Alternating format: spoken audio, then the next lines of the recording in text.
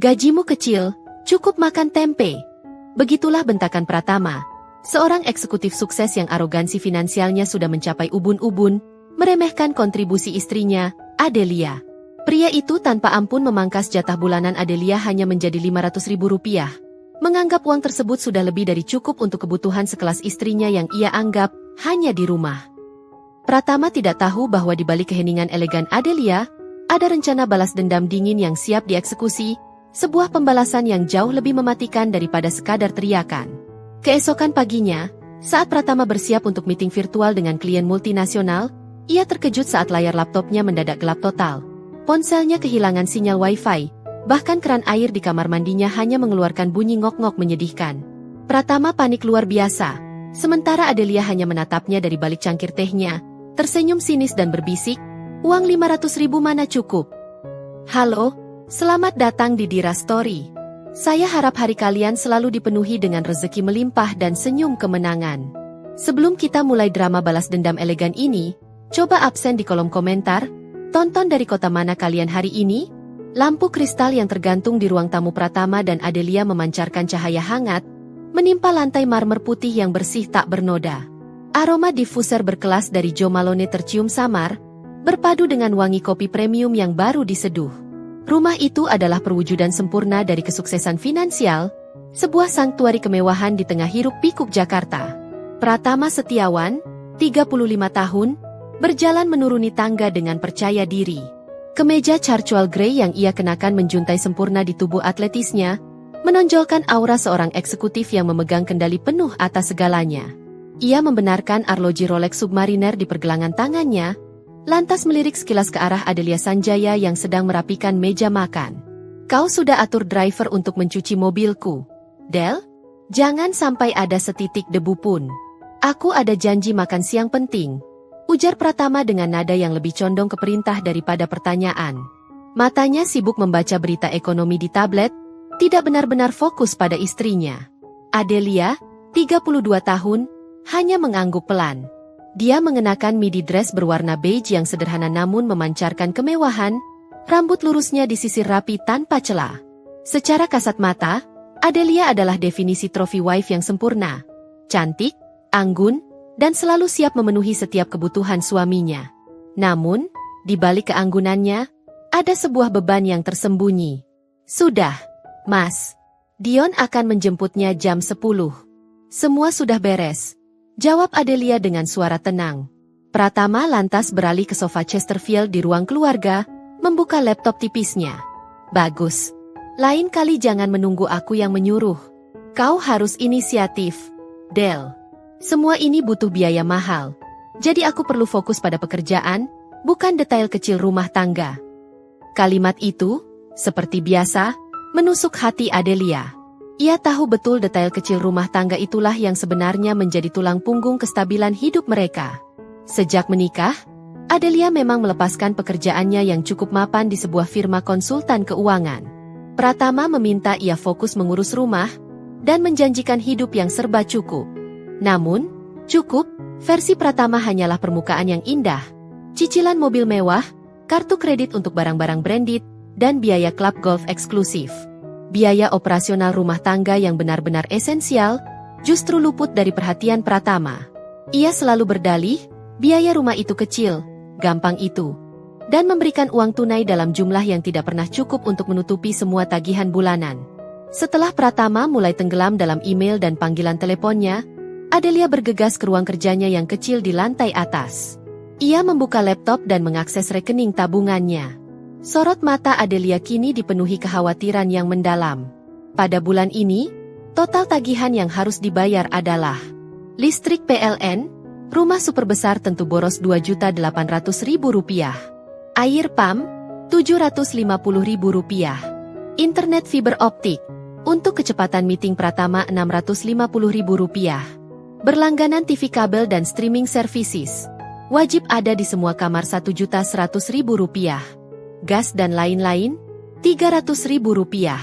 Total kebutuhan esensial, Rp5.600.000. Uang tunai yang Pratama berikan minggu lalu, yang ia sebut uang belanja, hanyalah Rp3.500.000. Selisihnya, sebesar Rp2.100.000, Harus ia tutup menggunakan uang tabungannya sendiri, uang hasil kerjanya selama bertahun-tahun sebelum menikah.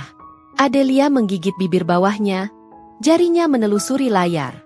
Saldo tabungannya kini tinggal Rp31.250.000. Angka ini terus merosot drastis selama 6 bulan terakhir. Ia sudah mencoba berbicara baik-baik dengan Pratama, menjelaskan bahwa tagihan mereka membengkak karena gaya hidup Pratama yang menuntut kecepatan internet tertinggi dan listrik yang selalu menyala 24 jam. Namun, Pratama selalu memotong pembicaraan dengan enteng, "Kau terlalu memusingkan hal kecil, Del. Aku yang menghasilkan uang di sini.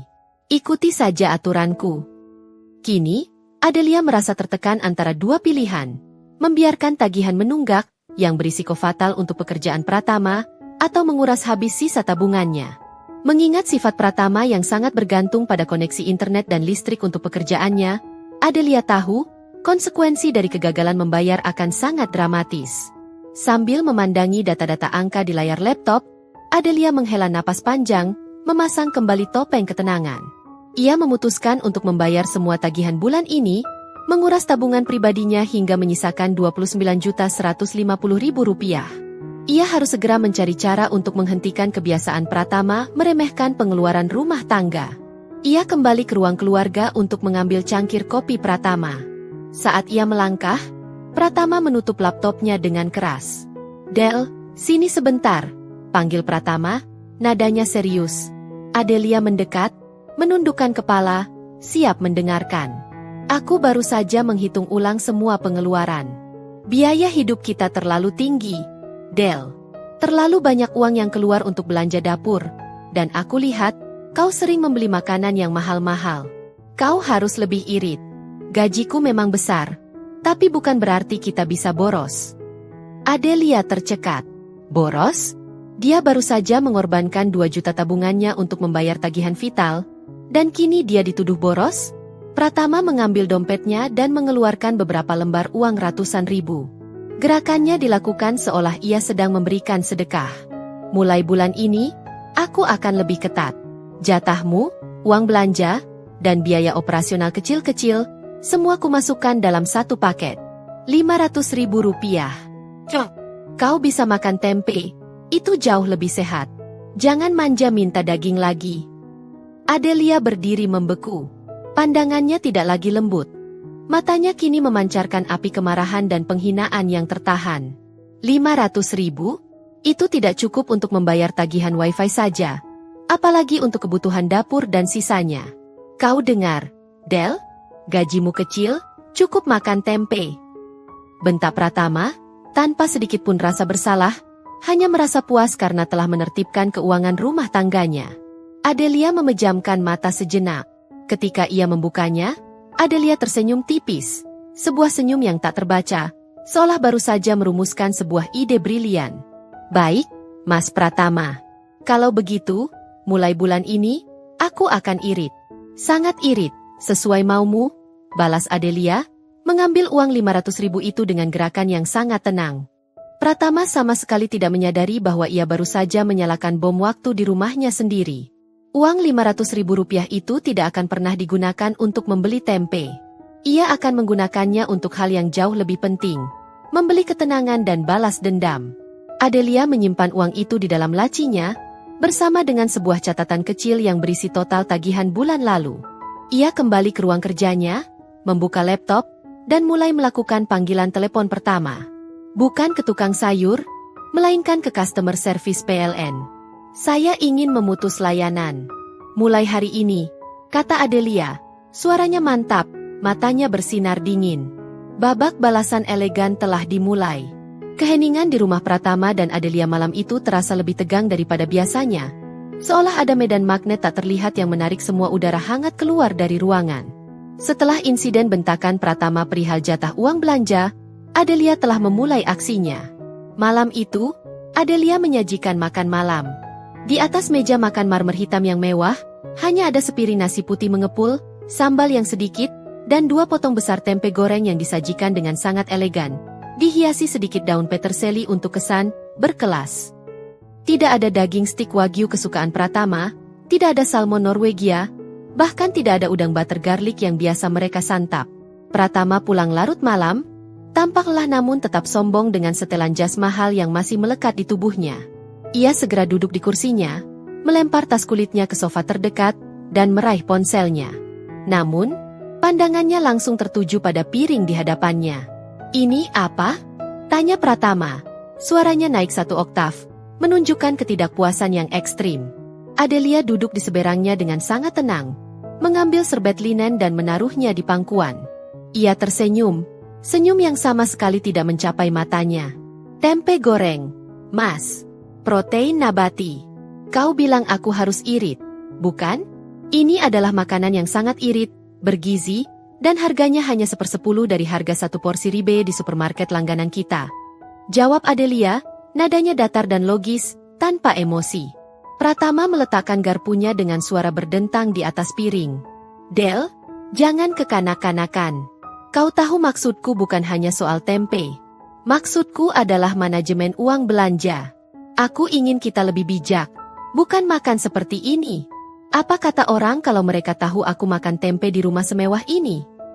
Aku sudah sangat bijak, Mas. Aku menggunakan persis apa yang kau berikan. 500.000. Jumlah itu bahkan nyaris tidak menyentuh setengah kebutuhan pokok kita. Aku harus memilih, membayar kebutuhan perut, atau kebutuhan dasar rumah seperti wifi dan listrik. Dan karena kau bilang aku harus irit, aku memilih yang termurah untuk perut," balas Adelia, mempertahankan kontak mata. Wajah Pratama memerah, bukan karena malu, melainkan karena marah besar. Ia merasa harga dirinya, sebagai pencari nafkah utama, dipertanyakan. "Jangan menguji kesabaranku, Adelia. 500.000 itu tambahan, Del. Tambahan untuk kebutuhanmu di dapur. Kau tahu aku sudah membayar semua kebutuhan besar. Kau tidak tahu betapa besarnya gaji dan bonus yang aku keluarkan untuk mempertahankan gaya hidup ini," bentaknya, suaranya memantul di ruang makan yang mewah itu. Adelia mencondongkan tubuhnya sedikit ke depan. "Benarkah, Mas? Kebutuhan besar yang mana? Cicilan mobil sport barumu? Biaya kartu kredit untuk shopping branded MU? Atau iuran keanggotaan klub golf elitmu? Semua itu adalah biaya gaya hidupmu, bukan biaya hidup kita." Pratama terdiam, sedikit tersentak oleh ketegasan Adelia. Ia tidak terbiasa dilawan seperti ini. Biasanya, Adelia akan menunduk dan menerima. "Aku yang bekerja keras, Adelia. Aku yang mencari uang. Kau hanya di rumah. Kau tidak tahu bagaimana sulitnya mendapatkan uang sebanyak itu." "Aku tahu, Mas. Aku tahu persis. Karena selama ini, akulah yang menutup kekurangan biaya tagihan listrik, air, dan wifi dengan uang hasil kerjaku sebelum kita menikah. Uang tabunganku yang semakin menipis itu, yang kau anggap hanya uang simpanan," balas Adelia, suaranya meninggi tetapi terkontrol. Pratama terkejut. Ia selalu berpikir bahwa uang yang ia berikan, ditambah dengan gajinya yang besar, sudah lebih dari cukup untuk menutupi semuanya. Ia tidak pernah benar-benar duduk dan menghitung biaya operasional bulanan rumah tangga yang masif. "Omong kosong. Kau berlebihan. Aku mengecek laporan keuanganku tadi sore. Aku lihat, aku mengeluarkan uang terlalu banyak untuk rumah ini, dan kau adalah sumbernya. Kau membuat biaya hidup kita membengkak." Pratama menyimpulkan dengan arogansi khasnya, menolak mengakui kegagalan finansialnya sendiri. Ia mengambil napas dalam-dalam, mengambil kembali kendali emosi, tetapi nadanya tetap merendahkan dan final. "Baiklah, karena kau merasa uangku tidak cukup, dan kau merasa tagihan itu terlalu memberatkanmu, aku akan membuat keputusan final." Pratama mengambil selembar cek yang sudah ia siapkan sebelumnya, lalu mengoyaknya di depan Adelia. "Mulai bulan ini, tidak ada lagi uang tambahan. Kau harus benar-benar irit. Jatahmu hanya 500.000, tidak lebih. Gunakan gajimu yang kecil itu untuk biaya operasional yang kau anggap penting." Pratama menunjuk tempe di piringnya dengan jijik. "Gajimu kecil, cukup makan tempe. Jangan manja minta daging," bentaknya. Kata-kata itu diucapkan dengan nada menghina yang paling tajam. Adelia menatap Pratama lurus. Kebencian, kekecewaan, dan keputusan final berkumpul di mata indahnya. Ia tidak berteriak, tidak menangis, dan tidak memohon. Adelia hanya mengangguk. Sebuah gerakan yang diselimuti kemarahan yang dingin. Baik, Mas Pratama. Kalau itu maumu, aku terima jatah 500.000 ini. Dan aku akan mematuhi perintahmu untuk menghemat. Mulai sekarang, semua biaya operasional yang kau anggap kecil, itu adalah tanggung jawabmu sepenuhnya. Aku tidak akan menyentuh tabunganku lagi, kata Adelia, kemudian berdiri dan meninggalkan meja makan yang berantakan itu. Pratama tersenyum puas. Ia merasa menang, berhasil mengajarkan istrinya pelajaran tentang pentingnya penghematan. Ia tidak tahu bahwa dalam keheningan yang ditinggalkan Adelia, telah lahir sebuah rencana pembalasan yang akan menjungkir balikan dunianya dalam waktu kurang dari 24 jam. Malam itu, Adelia tidak tidur. Di ruang kerjanya, ia mengeluarkan daftar panjang tagihan yang ia susun sebelumnya. Listrik, air, wifi, TV kabel. Adelia membisikkan daftar itu. Semua ini harus segera dibayar. Tapi, dengan uang siapa? Uang 500.000? Tentu saja tidak. Adelia mengambil ponselnya lagi. Panggilan pertama tadi pagi ke PLN hanyalah permulaan. Ia kini menelepon provider internet fiber optik mereka. Selamat malam. Saya ingin mengajukan pemutusan layanan sementara atas nama Pratama Setiawan, dengan alasan penghematan biaya bulanan. Ya, saya mengerti akan ada denda keterlambatan, tapi ini permintaan mendesak dari suami saya, katanya suruh irit, ucap Adelia dengan suara yang terdengar sangat meyakinkan. Kemudian ia menelepon perusahaan air, diikuti oleh layanan TV berbayar. Adelia memastikan semua layanan vital yang Pratama andalkan untuk bekerja, dan untuk hidup nyaman, diputus dengan alasan yang sama, penghematan ekstrim. Ia menaruh ponselnya di meja, tatapannya kosong namun penuh determinasi. Adelia tahu konsekuensinya sangat besar. Pratama akan panik, murka, dan mungkin akan sangat menyakitinya. Tapi, ini adalah satu-satunya cara untuk membuktikan kepada Pratama, bahwa gajinya yang besar itu hanyalah omong kosong belaka jika tidak ada uang kecil dari Adelia yang menutupi hidden cost rumah tangga. Ia tidur dengan hati yang ringan, mengetahui bahwa besok pagi, seluruh hidup Pratama akan mengalami blackout total. Pagi menyambut dengan semburat jingga yang indah di balik jendela kaca kamar utama Pratama dan Adelia. Namun suasana hati Adelia sama sekali tidak mencerminkan kehangatan fajar. Ia bangun lebih awal, mandi cepat, dan berpakaian dengan sangat rapi. Kemeja silk berwarna emerald green dan celana palazzo yang membuatnya terlihat formal namun santai. Hari ini adalah hari pengeksekian rencana balas dendamnya, dan ia ingin terlihat berkelas dan tidak terpengaruh sedikit pun. Pratama masih pulas tertidur, wajahnya tampak damai setelah melampiaskan amarahnya semalam. Adelia melirik arloji di nakas. Pukul 6.30 pagi. Pratama biasanya akan bangun pukul 7, langsung menyalakan kopi, dan bersiap untuk meeting penting yang dijadwalkan pukul 8 pagi. Adelia menuju ruang kerjanya. Ia duduk di kursi, mematut dirinya di depan cermin sebentar, seolah memastikan topeng ketenangan itu terpasang sempurna. Kemudian, ia membuka laptopnya dan mengambil pena, meletakkan selembar kertas catatan di hadapannya. Ia mulai membuat daftar, memvisualisasikan kembali pertengkaran semalam dan angka-angka yang Pratama remehkan. Ini bukan lagi soal uang, tetapi soal martabat dan keadilan. Total dana dari Pratama. Jatah bulanan baru, dipaksakan Rp500.000. Total biaya wajib bulanan, hampir sempurna. Listrik PLN, Rp2.800.000. Air PAM, Rp750.000. Internet fiber optik, Rp650.000. TV kabel streaming, Rp1.100.000. Gas dan servisis kecil lain, Rp300.000. Kebutuhan dapur minim, tempe, beras, sayur minimal Rp1.000.000. Total minimum, Rp6.600.000. Adelia mencoret-coret angka itu, kemudian menarik garis merah tebal pada daftar, total biaya wajib bulanan. Rp500.000 untuk menalangi Rp6.600.000?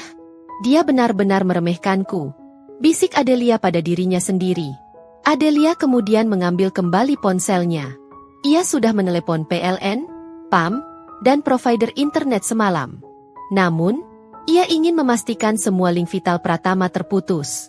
Pratama memiliki beberapa layanan streaming berbayar yang ia gunakan untuk bersantai dan mencari inspirasi pekerjaan, seperti Netflix Premium, Spotify Family, dan beberapa platform bisnis berbayar. Dengan tenang, Adelia mengakses email tagihan lama Pratama yang ia catat di buku kecil. Ia melakukan pemutusan layanan untuk semuanya. Panggilan pertama, Customer Service Layanan TV Kabel Premium. Saya ingin menghentikan langganan paket Platinum atas nama Pratama Setiawan. Iya, alasannya penghematan biaya. Kami sedang memangkas semua yang tidak esensial. Panggilan kedua, Customer Service Spotify Premium. Batalkan layanan family kami. Kami akan beralih ke layanan gratis. Katanya harus irit. Panggilan ketiga, Customer Service Jasa Laundry Premium langganan Pratama. Tolong hentikan pengambilan pakaian Mas Pratama untuk sementara. Kami akan mencuci sendiri di rumah. Iya, alasannya penghematan. Semua panggilan itu dilakukan Adelia dengan intonasi yang sangat sopan. Tetapi kata kunci, penghematan, diucapkan dengan penuh penekanan. Seolah ia benar-benar patuh pada perintah Pratama. Keputusan Adelia sudah bulat dan terstruktur. Ia tidak akan menggunakan uang Rp500.000 itu untuk apapun selain kebutuhan pribadinya yang paling mendasar. Uang itu kini menjadi simbol kepatuhan yang akan ia gunakan untuk menghancurkan dominasi Pratama. Adelia kemudian memproses pembayaran listrik yang menunggak dari tagihan bulan lalu, yang ia bayar lunas dari tabungannya, dan memutus layanan bulan ini. Dengan begitu, pemutusan layanan listrik akan berlaku efektif pagi ini juga, bukan hanya di akhir bulan. Setelah selesai dengan urusan finansial dan layanan, Adelia menyiapkan dirinya. Ia memastikan semua data, termasuk bukti transfer tabungannya untuk menalangi tagihan Pratama selama ini, sudah siap di laptopnya sebagai amunisi perang. Ia tidak ingin perang ini hanya didasarkan pada emosi, melainkan pada fakta dan angka yang tak terbantahkan. Ketika jam menunjukkan pukul 7.15, Adelia mendengar suara pintu kamar mandi terbuka. Pratama mulai beraktivitas. Adelia beranjak ke dapur, menyalakan kompor gas untuk merebus air. Namun ia memastikan dirinya tidak lupa menelepon penyedia layanan gas dan memutusnya setelah air mendidih. Ia menuangkan air panas ke teko untuk menyeduh tehnya sendiri. Teh Earl Grey favoritnya. Bukan kopi premium Pratama yang membutuhkan mesin mahal. Tiba-tiba, dari kamar mandi terdengar teriakan Pratama yang marah dan bingung. Adelia! Ada apa dengan airnya? Kenapa hanya menetes? Adelia hanya tersenyum tipis, menyesap tehnya perlahan. Puncak konflik sudah dekat. Ia tahu bahwa ketidaknyamanan kecil di kamar mandi hanyalah teaser dari kekacauan besar yang akan Pratama hadapi dalam hitungan menit. Pratama keluar dari kamar mandi dengan handuk melilit pinggangnya. Wajahnya kusut dan penuh amarah. Ia menuju saklar lampu utama. Dan kenapa lampunya mati? Apa PLN sedang ada perbaikan? Pratama menekan tombol lampu berkali-kali. Tidak ada respons. Rumah itu kini diselimuti kegelapan yang tenang. Hanya diterangi oleh cahaya matahari pagi yang masuk melalui jendela. Suasana mewah rumah itu kini terasa dingin dan mencekam. Pratama segera meraih ponselnya, berniat menghubungi Dion, rekan kerjanya, untuk mengeluh tentang kekacauan di rumahnya. Namun, layar ponselnya menampilkan ikon yang paling menakutkan bagi seorang eksekutif yang bekerja dari rumah. Tidak ada layanan Wi-Fi. Wi-Fi juga mati. Ada apa ini sebenarnya? Pratama panik. Langkahnya mondar-mandir tak karuan. Adelia muncul di ruang keluarga, membawa cangkir tehnya, duduk di sofa dengan anggun, dan menyilangkan kakinya.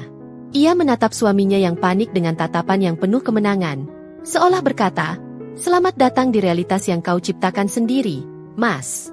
"Selamat pagi, Mas Pratama. Ada masalah?" tanya Adelia dengan nada sopan yang menusuk. Pratama menatap Adelia dengan mata melotot, menuduh. Ia tahu ini bukan kebetulan teknis biasa. Ini adalah kekacauan yang disengaja. Kau tahu apa yang terjadi? Kenapa semua mati? Ini jam 7. Aku ada meeting besar pukul 8, dan semua infrastruktur rumah ini lumpuh total. Raung Pratama, kehilangan kendali dirinya. Adelia hanya tersenyum lebih lebar. Ia telah membuat perhitungan, dan perhitungan itu kini sempurna. Pukul 7.45 pagi. Rumah mewah itu diselimuti oleh keheningan yang aneh dan mencekam. Keheningan yang hanya terpecah oleh gerutuan frustrasi Pratama. Seharusnya, saat ini suara mesin kopi menderu, charger laptop berdengung, dan berita pagi diputar di TV besar. Namun, yang ada hanyalah kegelapan yang dihiasi oleh sinar matahari pagi yang terasa dingin. Pratama, dengan tergesa-gesa mengenakan kaos polo dan celana jeans mahalnya, berlarian seperti ayam kehilangan induk. Wajah tampannya kini dipenuhi keringat dingin dan kepanikan murni. Ia mencoba segala cara. Mencabut dan mencolok kembali kabel router Wi-Fi, mengguncang saklar listrik utama di dekat garasi, bahkan memutar keran air dapur dengan paksa, berharap ada setetes keajaiban. Hasilnya nihil. Sialan. Sialan. Ini tidak mungkin. Semua error bersamaan. Desis Pratama sambil menendang kotak sepatu kulitnya yang tergeletak di lantai. Ia mencoba menghubungi kantor PLN dan provider internet melalui ponselnya, tetapi sinyalnya pun tampak melemah di tengah kekacauan ini. Ia kembali ke ruang tengah, di mana Adelia masih duduk dengan tenang di sofa, membaca majalah arsitektur dengan santai. Adelia, kau harus cepat panggil orang PLN. Panggil teknisi internet. Kau punya nomor mereka, kan? Aku harus meeting jam 8. Ini klien terbesar tahun ini. Pratama berteriak, suaranya hampir pecah. Ia tidak peduli lagi dengan nada angkuh, yang ia butuhkan hanyalah koneksi dan listrik. Adelia melipat majalahnya perlahan, meletakkannya di atas meja kopi marmer, dan menatap Pratama lurus. Memanggil teknisi butuh biaya. Mas Pratama, bukankah kita sedang melakukan program penghematan ekstrim? Jawab Adelia, nadanya selembut sutra, tetapi setiap kata mengandung racun yang mematikan bagi Pratama. Ini bukan penghematan. Adelia, ini bencana. Kalau aku gagal meeting ini, puluhan juta deal bisa hilang. Pratama menjambak rambutnya sendiri. Frustrasi karena Adelia tidak menunjukkan inisiatif yang biasanya ia tunjukkan. Kalau begitu, kau harus cepat ke coworking space terdekat, Mas. Atau ke kantor Dion. Di sana pasti ada listrik dan internet. Waktumu tinggal 15 menit. Usul Adelia, tampak simpatik, tetapi sorot matanya menunjukkan seolah ia sedang menikmati setiap detik kepanikan Pratama. Pratama menatap Adelia, sadar bahwa keanehan pada istrinya bukan hanya soal timing yang kebetulan. Kau sudah tahu ini akan terjadi, kan? Adelia mengangkat bahu, menghindari pertanyaan langsung. Aku hanya mematuhi perintahmu, Mas. Aku memprioritaskan yang penting. Dan karena kau sudah memberiku jatah Rp500.000, aku harus hemat.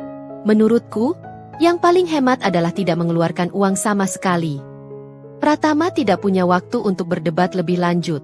Jam sudah menunjukkan pukul 7.50. Ia harus segera pergi. Ia meraih kunci mobilnya dan berlari menuju garasi. Namun, di depan pintu garasi, ia berhenti lagi. Dia butuh ponselnya untuk navigasi dan hotspot darurat. Ia melirik charger di dinding. Matinya listrik berarti ponselnya tidak terisi penuh. Dan dia tidak bisa mengambil risiko itu. Ia kembali ke dalam dan menemukan Adelia sedang menyantap sarapannya. Roti panggang tipis dengan selai stroberi murah. Kau tidak sarapan tempe hari ini? Tanya Pratama, nadanya penuh kecurigaan. Tidak, Mas. Uang Rp500.000 itu untuk beli roti ini. Kalau beli tempe, aku harus membeli minyak dan gas untuk menggorengnya. Gasnya sudah kupadamkan semalam. Jadi, lebih irit makan roti tanpa dihangatkan. Jawab Adelia santai, mengunyah rotinya perlahan. Pratama benar-benar kehabisan akal. Ini bukan lagi soal uang. Ini adalah permainan psikologis yang dilakukan Adelia untuk menghukumnya. Tiba-tiba, ponselnya berdering keras. Itu Dion, rekan kerjanya. Pratama segera mengangkatnya, nadanya langsung panik. Dion, tolong, aku butuh bantuan. Aku tidak tahu kenapa, listrik di rumahku mati total. Wi-Fi lumpuh. Aku tidak bisa meeting jam 8 ini. Dion, dari seberang telepon, terdengar kaget. Loh? Mati total? Kau tinggal di area elit, Pratama. Kenapa bisa begitu? Cepat hotspot dari ponselmu. Atau gunakan mobile data saja. Pratama mencoba mengaktifkan mobile datanya. Tetapi sinyal di rumah mereka, yang biasanya kuat karena repeater khusus, kini juga melemah karena repeater itu ikut mati. Ia hanya mendapatkan sinyal 2G yang menyedihkan. Tidak bisa. Dion, sinyalnya jelek sekali. Aku tidak bisa presenting dengan koneksi seperti ini. Bisakah kau Bisakah kau coba hubungi klien dan bilang aku terlambat karena kendala teknis mendesak? Pinta Pratama memohon, menelan habis keangkuhannya. Baiklah, tapi cepat atasi, Pratama. Klien ini tidak suka menunggu. Kalau kau tidak bisa dihubungi dalam 30 menit, aku harus mengambil alih presentasimu. Dan kau tahu, dia adalah deal pribadimu, kata Dion memperingatkan. Pratama menutup telepon, wajahnya pucat pasi. Ia menatap Adelia, yang kini terlihat lebih tenang dan cantik dari biasanya. Seolah kekacauan ini adalah pemandangan yang menghibur. Kenapa kau lakukan ini, Adelia? Kenapa kau tidak mau membayar tagihan itu dari uangmu? Kita ini suami istri. Pratama akhirnya meledak, menuding Adelia. Adelia meletakkan sisa rotinya. Aku sudah membayar tagihan bulan lalu dengan uangku. Setelah itu, kau datang dan membentakku, bilang gajiku kecil dan aku harus makan tempe. Kenapa aku harus mengorbankan sisa tabunganku? Hanya agar kau bisa nyaman bekerja dan meremehkanku lagi? Tidak, Mas. Aku menuruti perintahmu, berhemat. Pratama terdiam, menyadari betapa parah dan besarnya kesalahannya. Semua kemewahan yang ia pamerkan selama ini, ternyata berdiri di atas pondasi tagihan yang dibayar oleh uang tabungan Adelia. Saat itu juga, Pratama tahu, semua kekacauan ini adalah ulah Adelia. Dan ini baru permulaan. Ia harus segera bertindak, atau karir dan reputasinya akan hancur lebur. Waktu terus berdetak menuju pukul 8 pagi, tenggat waktu kritis bagi Pratama. Ia tidak punya pilihan selain meninggalkan rumah mewah yang kini terasa seperti penjara gelap. Ia bergegas keluar, mengemudikan mobil sport mahalnya, yang ironisnya berfungsi sempurna karena bahan bakarnya ia bayar lunas, menuju kantor Dion. Di tengah perjalanan yang macet, Pratama mencoba menelepon provider internet dan PLN secara berulang kali, tetapi kali ini ia menggunakan nomor telepon pribadinya. Ia menemukan bahwa kedua layanannya memang sudah diputus dan berstatus unpaid selama beberapa waktu. Status pemutusan itu diperkuat oleh permintaan penghematan ekstrim yang diajukan Adelia semalam. Pratama merasa darahnya mendidih. Ia tidak hanya panik karena kehilangan meeting, tetapi ia merasa dikhianati dan dipermalukan oleh istrinya sendiri. Tiba di kantor Dion, Pratama menerobos masuk ruang kerja rekan kerjanya itu tanpa mengetuk. Dion sedang duduk di mejanya, terlihat cemas sambil berbicara di telepon. Pratama, kau datang juga. Syukurlah. Klien sangat tidak sabar. Aku sudah bilang ada kendala teknis, tapi dia mendesak untuk segera melihat presentasi. Cepat sambungkan laptop MU ke jaringan kantor. Perintah Dion, lalu menutup teleponnya. Pratama segera menyalakan laptopnya dan menyambungkannya ke jaringan kantor. Ia mencoba membuka file presentasi, tetapi tiba-tiba software bisnis berbayar yang ia gunakan untuk visualisasi data menampilkan pesan, Subscription expired. Plea serenu. Apa-apaan lagi ini? Desis Pratama, menatap pesan di layar dengan ngeri. Ada apa, Pratama? Cepat share screen. Waktu kita sempit. Desak Dion. Pratama mencoba membuka email untuk mencari key lisensi, tetapi email pribadinya yang ia gunakan untuk pendaftaran software juga menampilkan notifikasi, gagal terhubung. Layanan email premium telah dihentikan. Semua layananku mati, Dion. Bukan hanya listrik dan internet di rumah.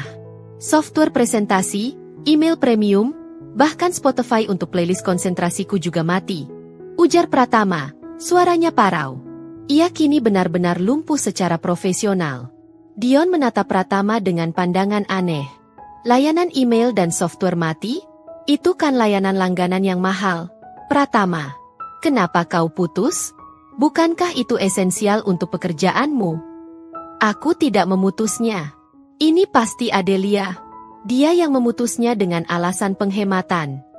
Pratama menjerit tertahan, menunjuk-nunjuk laptopnya. Dion mengambil napas panjang. Ia mengambil flash drive cadangan dan menyerahkannya kepada Pratama. Dengar, Pratama. Kau tidak punya waktu untuk drama rumah tangga sekarang. Salin file ke sini, aku akan coba presentasi menggunakan dataku yang masih aktif. Kau jelaskan apa yang terjadi pada dirimu nanti. Tapi kali ini, aku yang ambil alih. Kau sudah kehilangan momentum. Pratama merasa dipermalukan di depan Dion. Ia tahu, kegagalan ini tidak hanya merugikan deal perusahaannya, tetapi juga kredibilitasnya sebagai eksekutif yang selalu menjunjung tinggi profesionalisme dan kemewahan. Ia dipaksa mundur, hanya bisa duduk diam sementara Dion menyelamatkan deal tersebut menggunakan software dan koneksi yang stabil. Setelah meeting selesai, yang untungnya berhasil diselamatkan oleh Dion dengan susah payah, Pratama kembali ke rumah dalam keadaan hancur lebur. Ia mengemudi perlahan, pikirannya penuh dengan rencana balas dendam Adelia. Ia harus menghadapi istrinya. Ketika ia masuk rumah, Adelia masih berada di sofa yang sama, kali ini sedang mengisi TTS dengan pensil. Suasananya tenang, gelap, dan sangat hening. Pratama membanting kunci mobilnya di meja. "Kau keterlaluan, Adelia. Kau membuatku malu di depan Dion dan klien. Kau hampir menghancurkan karierku. Aku menalangi mobil mahal untukmu, rumah mewah ini untukmu. Kenapa kau tega melakukan ini?" Pratama berdiri tegak di hadapan Adelia. Wajahnya memancarkan kemarahan yang meluap-luap. Adelia meletakkan pensilnya dengan hati-hati. Ia menatap Pratama, matanya tenang dan tajam. "Mobil mahal itu kau gunakan setiap hari. Rumah mewah ini hanya tempat aku menunggu. Dan, kau bilang, gajiku kecil, cukup makan tempe. Kau bilang aku harus irit. Aku sudah irit, Mas. Aku mematikan semua yang tidak perlu, termasuk software yang kau gunakan untuk pamer di depan klien. Karena kalau layanan itu mati, kau akan tahu betapa pentingnya biaya-biaya yang kau anggap sepele itu," balas Adelia. Pratama mencoba menelepon PLN lagi. Kali ini untuk membayar semua denda dan meminta pemasangan ulang secepatnya. Namun, ia tidak dapat melakukannya karena ponselnya mati total, dan sinyal internet rumahnya lumpuh. "Berikan ponselmu. Aku harus membayar semua ini sekarang," tuntut Pratama. Adelia tersenyum kecil. "Ponselku juga harus irit, Mas. Baterainya harus kuhemat. Aku tidak bisa memberimu, karena kalau aku memberimu, nanti kau gunakan untuk hal yang tidak penting lagi." Kekacauan di rumah mewah itu kini mencapai puncaknya. Pratama benar-benar tidak berdaya, terisolasi dari dunia luar, dan tanpa akses ke sumber dayanya sendiri. Ia menyadari, kekuatan sejatinya selama ini bukan terletak pada gajinya yang besar, tetapi pada sistem pendukung yang selama ini dibayar diam-diam oleh Adelia. Pratama membiarkan dirinya ambruk di kursi ruang tamu, frustrasinya memuncak hingga melampaui amarah. Ia menatap Adelia, yang sekarang bangkit dari sofa dan berjalan menuju dapur yang sunyi. Adelia dengan tenang menyeduh secangkir teh panas, hanya untuk dirinya sendiri, menggunakan air panas sisa yang ia rebus pagi tadi, sebelum ia memutus layanan gas. Pratama mengikuti Adelia ke dapur, menahan keinginannya untuk berteriak. Ia harus mengubah taktik. "Adelia, kita perlu bicara serius. Lupakan soal tempe dan jatah. Aku minta maaf atas kata-kataku semalam," ujar Pratama, mencoba mengeluarkan nada yang paling persuasif dan lembut yang ia miliki. "Tapi kau harus segera membayar semua tagihan yang menunggak. Kenapa kau tega membiarkan ini semua terjadi? Ini namanya sabotase." Adelia meletakkan cangkir tehnya di kaunter dapur. Ia kini berdiri tegak, tingginya sejajar dengan Pratama. Pandangannya tenang, seolah ia sedang mewawancarai seorang kandidat yang gagal. "Sabotase? Aku hanya patuh pada anggaran yang kau tetapkan sendiri, Mas Pratama," balas Adelia, menggunakan nama lengkap Pratama untuk memberikan efek formal dan dingin. "Tidak, Del. Kau tahu bahwa Rp500.000 itu tidak cukup. Kenapa kau tidak menggunakan uang tabunganmu lagi? Seperti yang kau lakukan bulan-bulan sebelumnya? Aku kan suamimu. Aku berhak meminta bantuanmu dalam keadaan darurat seperti ini," desak Pratama, tanpa menyadari betapa munafiknya permintaannya. Adelia tersenyum miris. "Benarkah, Mas? Aku berhak? Mari kita telah ulang perkataanmu semalam di meja makan, yang kuingat betul isinya." Adelia berjalan ke laci di dapur, mengambil secari kertas yang berisi daftar tagihan bulanan Vital dan uang Rp500.000 yang masih utuh. Ia menunjukkan daftar itu pada Pratama. "Ini total semua tagihan Vital tanpa makanan, hanya listrik, air, dan wifi premium yang kau perlukan untuk kariermu, adalah Rp4.200.000 dan ini," Adelia menggoyangkan uang Rp500.000 di hadapan Pratama, "adalah jatah yang kau berikan padaku. Kau bilang gajiku kecil, cukup makan tempe. Sekarang jawab aku, Mas Pratama, pertanyaan mematikan ini. Dengan uang Rp500.000 ini, Bagian tagihan mana yang harus aku bayar lebih dulu agar kau bisa melakukan meeting dengan klien besarmu? Pratama terdiam. Ia tidak bisa menjawab. Logika Adelia begitu telak. Rp500.000 hanya cukup untuk membayar denda keterlambatan salah satu tagihan, bahkan tidak cukup untuk melunasinya. Kau tahu, Adelia, aku akan bayar tagihan itu nanti. Setelah aku gajian, kau tidak perlu memutus semuanya seperti ini, bantah Pratama. Nanti? Kata itu sudah sering aku dengar selama 6 bulan terakhir, Mas. Dan nanti itu selalu aku yang talangi dengan uang tabunganku sendiri, agar kau tidak malu di depan rekan kerjamu, agar kau bisa tidur nyaman dengan AC menyala, dan agar kau bisa menyombongkan kecepatan internet rumah kita. Ujar Adelia, suaranya mengandung kekecewaan yang mendalam. Adelia kemudian melempar pertanyaan kedua, yang lebih menyudutkan. Coba kau cek saldo rekening gajimu, Mas. Coba kau jujur. Uang gajimu yang kau banggakan itu lari kemana semua? Aku tahu kau membayar cicilan mobil dan kartu kreditmu tepat waktu. Tapi kau lupa, rumah ini, infrastrukturnya, membutuhkan biaya operasional yang harus dibayar hari ini. Apakah gajimu yang besar itu benar-benar cukup untuk menutupi gaya hidup mewahmu? Atau selama ini kau hanya mampu menutupi cicilan gaya hidupmu, sementara biaya hidup sesungguhnya ditutup oleh uang kecilku? Pratama tidak bisa bergerak. Ia tidak bisa mengecek saldo rekeningnya karena ponselnya mati, dan laptopnya tidak terhubung ke internet. Ia benar-benar tidak berdaya untuk memverifikasi keuangannya sendiri. Ia hanya bisa melihat Adelia, yang kini berdiri sebagai bendahara yang dingin dan tak terjangkau. Pratama akhirnya menyadari bahwa ia tidak benar-benar tahu berapa biaya hidup mereka sesungguhnya. Ia hanya melihat angka besar yang masuk, lalu membiarkannya keluar untuk hal-hal yang meningkatkan statusnya. Mobil, jam, pakaian. Biaya hidup dasar ia serahkan pada Adelia, dan ia anggap remeh. Aku tidak bermaksud meremehkanmu, Del. Tapi tolong, aku mohon, bayar dulu tagihan yang bisa kau bayar. Aku janji, aku akan kembalikan semuanya. Pinta Pratama, keangkuhannya mulai luntur dan digantikan oleh keputusasaan. Adelia menggeleng pelan. Maaf, Mas. Aku sudah sangat irit. Sesuai perintahmu, tabunganku hanya tersisa Rp29.150.000. Angka itu harus aku lindungi.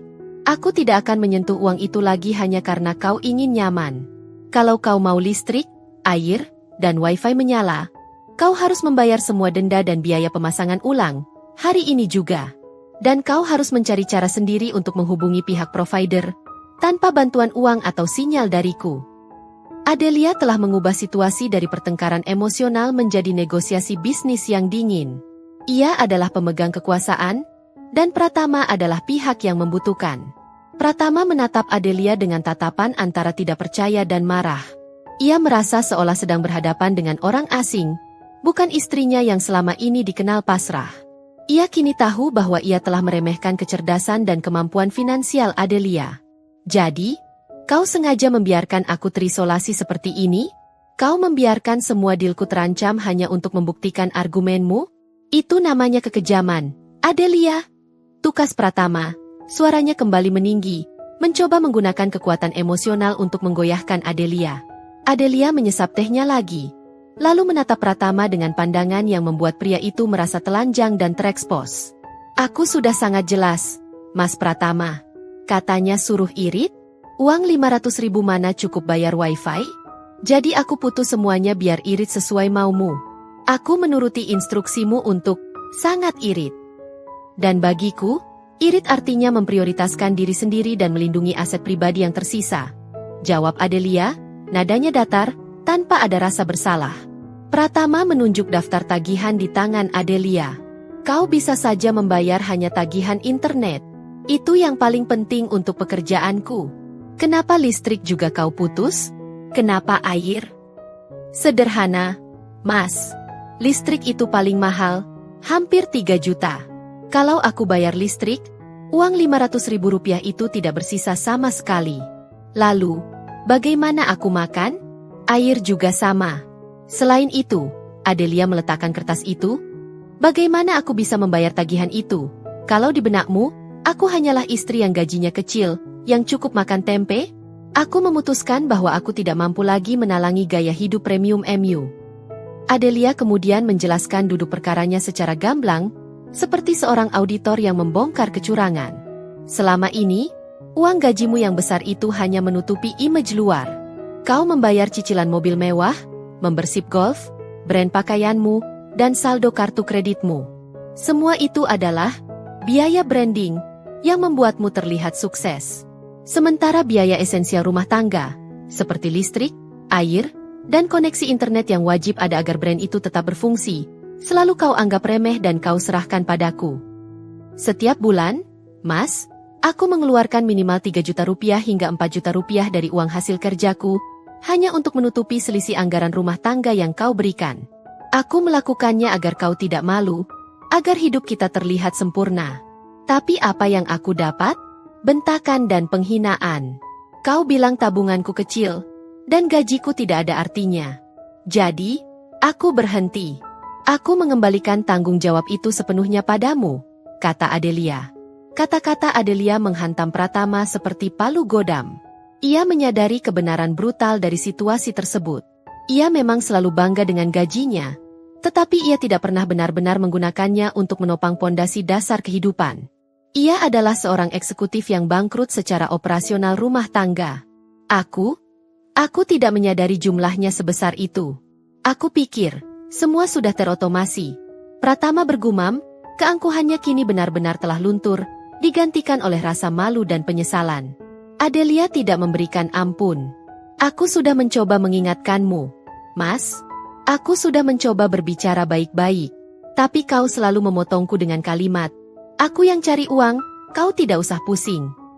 Nah, sekarang kau pusing, kan? Kau harus membayar denda keterlambatan dari semua provider, biaya pasang ulang, dan uang cash untuk token listrik darurat agar kau bisa melihat jalan keluar dari masalah ini. Dan semua itu tidak bisa dibayar dengan uang 500.000 rupiah. Pratama kini benar-benar hancur. Bukan karena kehilangan uang, tetapi karena kesadarannya bahwa selama ini ia berdiri di atas dukungan finansial istrinya yang ia hina. Ia melihat sekeliling rumah mewahnya, dan kemewahan itu kini terasa palsu dan dingin tanpa listrik, air, dan koneksi. Adelia telah mencapai titik baliknya. Ia tidak lagi menjadi istri yang pasrah. Ia adalah pemegang kartu AS. Apa yang harus kulakukan sekarang? Del?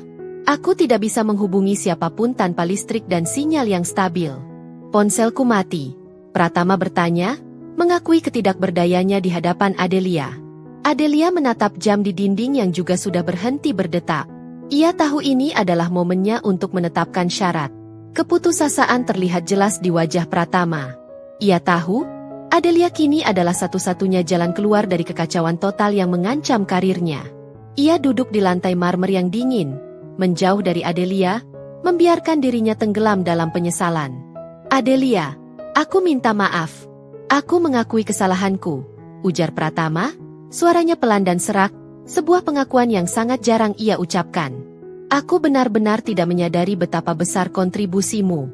Aku terlalu fokus pada angka-angka besar di pekerjaanku, hingga aku melupakan angka-angka kecil, yang ternyata jauh lebih vital, di rumah kita.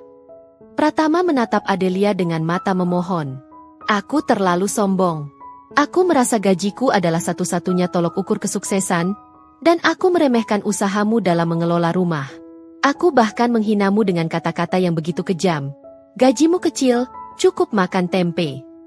Aku sungguh-sungguh menyesal telah mengatakannya.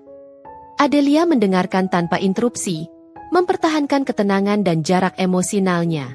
Ia ingin memastikan penyesalan Pratama ini tulus, bukan hanya taktik untuk mendapatkan kembali listrik dan wifi.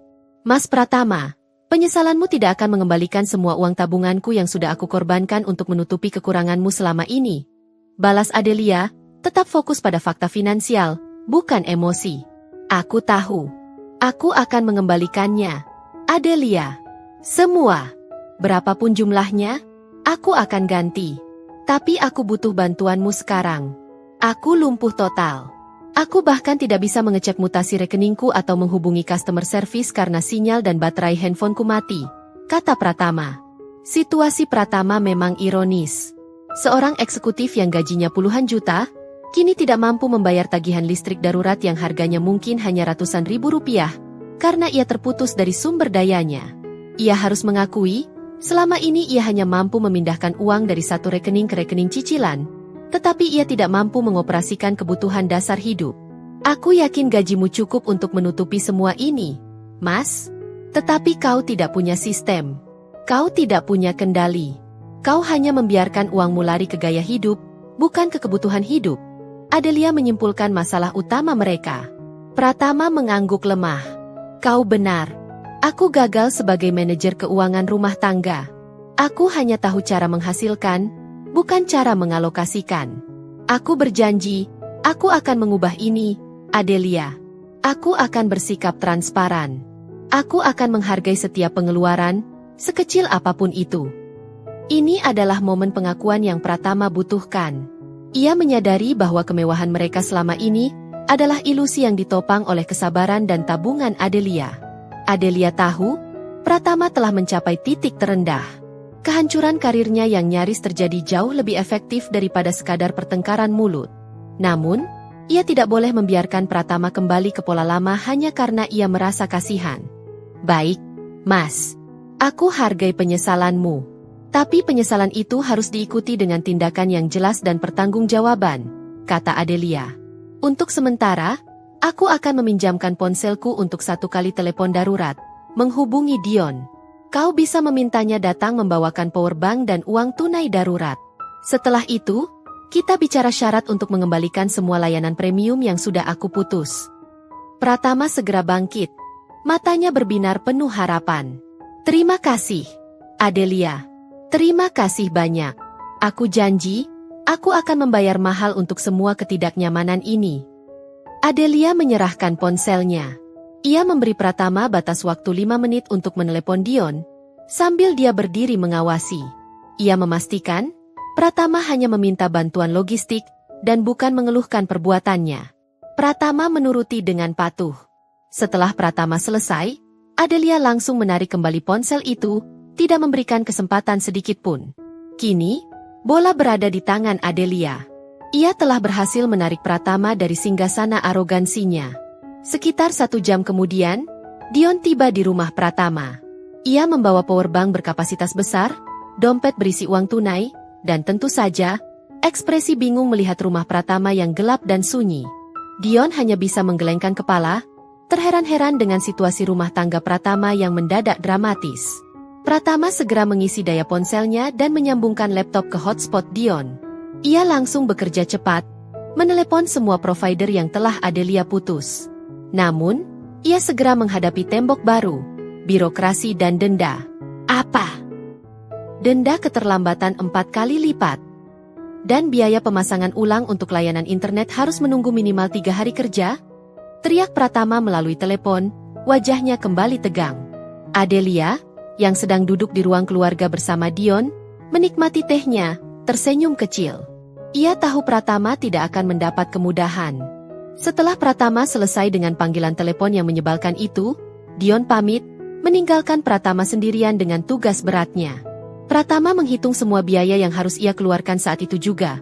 Denda listrik, denda air, biaya pasang ulang wifi yang mahal, biaya reaktivasi semua layanan streaming dan software pribadinya, ditambah uang yang harus ia berikan kepada Adelia. Totalnya mencapai hampir 18 juta rupiah, Del. Hanya untuk mengembalikan semua yang kau putus. Ini belum termasuk denda keterlambatannya. Pratama berkata, terkejut melihat besarnya angka yang harus ia keluarkan hanya dalam 1 hari. Adelia berdiri, mengambil kalkulator dari meja, dan meletakkannya di hadapan Pratama. Itu adalah harga yang harus kau bayar untuk kesombongan dan keenggananmu melihat realitas finansial. Tapi, sebelum kau membayar semua itu, kita harus menyelesaikan perjanjian kita, kata Adelia dengan suara yang tegas dan profesional, tanpa kehangatan seorang istri. Pratama menghela napas. Baik, katakan syaratmu, Adelia. Aku akan penuhi. Adelia melangkah maju, tangannya bersedekap. Syarat pertama, dan ini mutlak. Kau harus membayar kembali semua uang tabunganku yang sudah aku gunakan untuk menalangi tagihanmu selama 6 bulan terakhir. Aku sudah mencatat semua bukti transfernya. Totalnya Rp24.750.000. Aku tidak akan menyentuh tagihan apapun sebelum kau mentransfer jumlah itu ke rekeningku, seolah-olah itu adalah utang pribadimu. Pratama tersentak. Jumlah itu lebih besar dari yang ia duga. Namun, ia tidak bisa menolak. Baik, aku akan segera transfer. Syarat kedua, mulai saat ini, pengelolaan keuangan rumah tangga dilakukan secara transparan. Semua tagihan esensial rumah tangga akan dipisahkan dari biaya gaya hidupmu. Semua biaya listrik, air, dan wifi akan dipotong otomatis dari gaji bulananmu, yang akan kau alokasikan ke rekening khusus biaya operasional rumah. Aku, sebagai istrimu, akan mengelola rekening itu sebagai manajer keuangan, bukan sebagai trophy wife yang menalangi kekurangannya. Dan syarat ketiga, Adelia melanjutkan, tatapannya menembus Pratama. Jatah Rp500.000 itu, yang kau berikan padaku sambil menghina, akan kau berikan kepada yayasan sosial untuk makanan layak bagi mereka yang benar-benar membutuhkan. Karena aku tidak akan menerima uang yang diberikan dengan penghinaan. Pratama menelan ludah. Syarat-syarat Adelia tidak hanya menyentuh dompetnya, tetapi juga harga dirinya. Namun, ia sadar, ini adalah satu-satunya cara untuk menyelamatkan rumah tangganya dan mengembalikan kenyamanan hidupnya. Aku setuju, Adelia. Aku setuju dengan ketiga syarat itu, kata Pratama, mengangguk pasrah. Pratama segera menggunakan laptop Dion untuk mentransfer semua uang yang diminta Adelia, termasuk denda kepada provider yang bisa dibayar melalui transfer bank. Setelah semua transfer berhasil, ia menatap Adelia, menunggu izinnya. Baik, Mas. Sekarang kau bisa mulai membayar semua denda dan biaya pasang ulang yang harus dibayar tunai. Kau bisa gunakan uang tunai yang dibawa Dion. Ingat, aku sudah irit sesuai maumu, sekarang giliranmu, ujar Adelia, akhirnya melembut sedikit. Pratama segera mengambil uang tunai dan bergegas keluar untuk membeli token listrik darurat dan membayar tunggakan air. Ia harus melakukan semua pekerjaan manual yang selama ini ia anggap remeh. Beberapa jam kemudian, Pratama kembali dengan wajah lelah, tetapi ia membawa berita baik. Listrik sudah menyala, dan air sudah mengalir kembali. Namun, koneksi internet premiumnya masih membutuhkan waktu beberapa hari. Rumah itu kembali terang dan sejuk, tetapi suasana di antara mereka masih formal. Adelia telah memenangkan pertempuran finansial, dan sekarang, mereka harus menghadapi babak baru. 3 hari berlalu. Rumah Pratama dan Adelia kini kembali berfungsi normal. Wi-Fi berkecepatan tinggi telah dipasang ulang. Layanan streaming diaktifkan kembali, dan air panas kembali mengalir. Namun, di balik kemewahan yang telah pulih, ada perubahan fundamental dalam dinamika rumah tangga mereka. Pratama tampak berbeda. Ia tidak lagi arogan atau tergesa-gesa. Peristiwa blackout total itu telah memberinya pelajaran yang sangat mahal, baik secara finansial maupun emosional. Ia menghabiskan hari-hari itu dengan bekerja dari kantor atau coworking space, menyadari betapa pentingnya infrastruktur dasar yang selama ini ia remehkan. Pagi itu, Pratama dan Adelia duduk di meja makan, bukan lagi dengan tempe, tetapi dengan menu sarapan sehat yang normal, hasil dari anggaran belanja yang kini transparan dan dikelola dengan baik. Aku sudah mengatur auto debit untuk semua tagihan bulanan vital ke rekening operasional yang kau kelola, Del. Jumlahnya aku lebihkan 20% sebagai dana darurat. Pratama memulai, membuka laptopnya untuk menunjukkan screenshot pengaturan banknya. Kau benar. Setelah dihitung, pengeluaran gaya hidupku memang menghabiskan hampir 70% gajiku, membuatku tidak punya sisa untuk kebutuhan dasar. Aku terlalu fokus pada citra. Adelia tersenyum kecil. Ia kini memegang kendali penuh atas manajemen keuangan rumah tangga, sebuah peran yang dipegangnya dengan anggun dan efisien. Ia tidak lagi menjadi trophy wife yang pasrah, melainkan mitra yang diakui kecerdasannya. Terima kasih, Mas. Aku sudah menerima transfer pengembalian uang tabungan sebesar Rp24.750.000, dan aku sudah memproses transfer uang Rp500.000 ke Yayasan Sosial kemarin. Kita sekarang clean slate, balas Adelia. Adelia kemudian menjelaskan bahwa dengan anggaran yang transparan ini, mereka bahkan punya sisa dana yang bisa dialokasikan untuk investasi bersama. Pratama mendengarkan setiap detail dengan penuh perhatian, tanpa memotong atau meremehkan. Aku merasa lega, Del. Uang sebanyak Rp40 juta yang keluar dari rekeningku selama seminggu ini, termasuk denda dan utang padamu, memberiku kesadaran yang tidak pernah kudapatkan dari rapat Dewan Direksi. Aku belajar menghargaimu, bukan hanya sebagai istri, tetapi sebagai penopang kehidupan ini, ujar Pratama tulus. Pratama meraih tangan Adelia, tidak lagi dengan tuntutan, melainkan dengan rasa hormat. Aku janji, tidak akan ada lagi bentakan atau penghinaan. Kau adalah bagian integral dari kesuksesan finansial kita. Adelia membalas genggaman tangan Pratama. Perang dingin telah usai. Keseimbangan kekuasaan telah tercapai.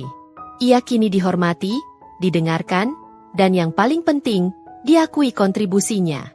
Ia telah membuktikan bahwa gaji kecil bisa memiliki kekuatan besar ketika digunakan dengan cerdas. Pratama menghabiskan sarapannya dengan senyum, kemudian beranjak bersiap untuk bekerja. Ia kini berangkat ke kantor, bukan untuk pamer, tetapi untuk bekerja dengan pemahaman yang lebih dalam tentang tanggung jawab finansialnya. Adelia memperhatikan punggung Pratama hingga ia menghilang di balik pintu utama. Ia kembali ke meja makan, mengambil cangkir tehnya, dan menyesapnya perlahan. Ia tidak lagi merasakan kepasrahan, melainkan kepuasan yang tenang.